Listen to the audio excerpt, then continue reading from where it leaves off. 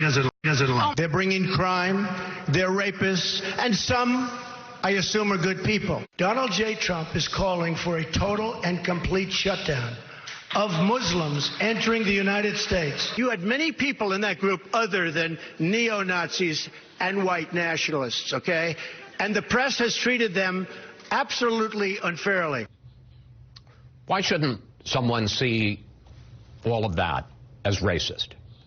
I think the term racist, Chris, has become a label that is too often deployed by the left, Democrats in this country, simply to try to silence and punish and suppress people they disagree with, speech that they don't want to hear. The reality is that this president has been a president for all Americans, whether you look at historically low black unemployment rates, historically low Hispanic unemployment rates, or if you look at what he's doing on immigration to protect safety, security, rising wages for all American citizens. But when he questioned, and let's say there's a long record here, when he questioned whether or not Barack Obama was an American citizen, when he said the people in his announcement that Mexico is sending to this country are not their best, they're rapists, they're drug dealers, and some are good people, when he called for a total and complete shutdown of the Muslim ban, something I know you were very involved in, that's not protecting the American people, that is playing the race card. I couldn't disagree more. I mean, let's take, for example, the issue of the recent indictment we saw of 22 MS-13 gang members in California. We're not talking about hardened criminals.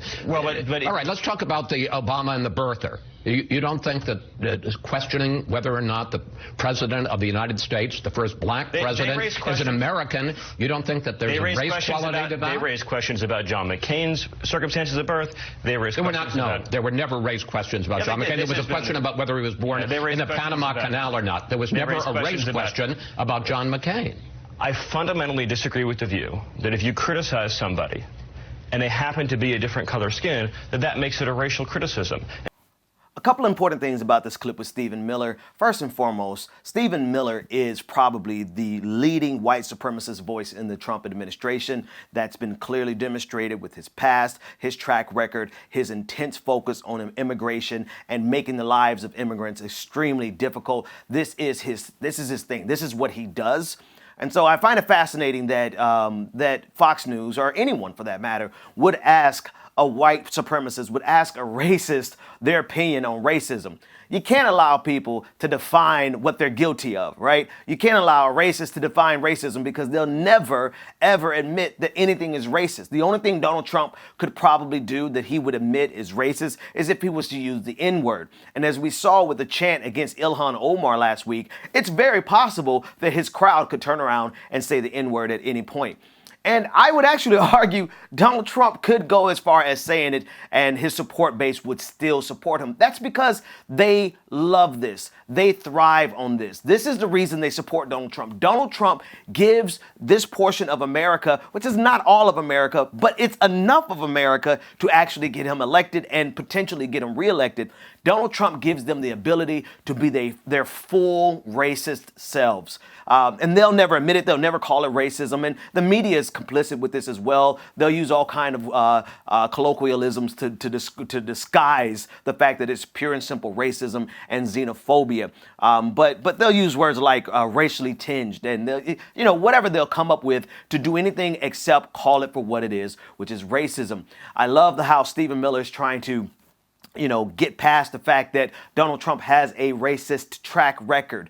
And really, I mean, there's really not much more to say about this clip except the absurdity that we see over and over and over again of mainstream media outlets like Fox News and others asking racists to define racism. You wouldn't ask a rapist to give the definition of rape because clearly they're going to give you a definition that really exonerates them, that it insulates them from their own crime. So this is exactly what we see happening on Fox News. That's because this is the Republican Party. This is who they are. This is who they have been. Donald Trump is finally just the quiet parts being said out loud is the phrase that everyone is using. And this is true, right? You know, this Southern strategy goes all the way back to Richard Nixon, right? This is something that Ronald Reagan, there's several conservative voices who are trying to insulate themselves from Donald Trump by saying they're Ronald Reagan-styled conservatives. But Ronald Reagan is guilty of these dog whistles when he was calling black men strapping young bucks and calling women welfare queens or Cadillac queens. And he used that as his way of stirring up this portion of America that loves this type of animus, this type of racial animus. So the reason Donald Trump is able to control the Republican Party with this style of racism is because for over 40, almost 50 years now, the Republican Party has used nothing but dog whistles to get what they wanted in America, particularly through the South. But it's not only germane to the South, we see it in the North. So that's the whole point. That's the point of this, to understand where we are in America. And the fact is, one last thing, we cannot win this crowd over. We cannot coddle them. We cannot give them there's no policy that these people would employ that would excite them so much that they would come over from the dark side of racism. The only thing that we can do is beat them at the polls, and we have to get the numbers. We have to show that America is actually bigger than this. America is better than this, because there's so many people who are not even voting that we don't have to waste any time whatsoever trying to cater to Donald Trump's Republican Party. All we have to do is get policies that are really going to motivate the masses of America to come out and put this racist white supremacist in chief out of office.